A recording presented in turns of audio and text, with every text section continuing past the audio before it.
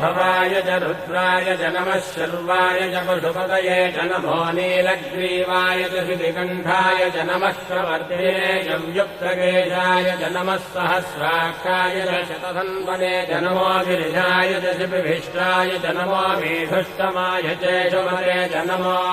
ह्रस्वाय च वामनाय च नमो बृहते च वर्षीयते च नमो वृद्धाय च संवृद्धने च नमो अग्र्याय च प्रथमाय च नम आशवे च जिराय च नमः शीघ्रियाय च शीघ्राय च नम ऊन्याय च वस्त्रन्याय च नमः स्रोतस्याय च द्वीत्याय च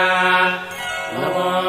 ज्येष्ठाय च कनिष्ठाय च नमः पूर्वजाय च परजाय च नमो मध्यमाय च वकल्भाय च नमो जघन्याय च बुद्धियाय च नमः श्रोभ्याय च प्रतिशल्याय च नमो याम्याय च क्षेम्याय च नमो उर्भज्याय च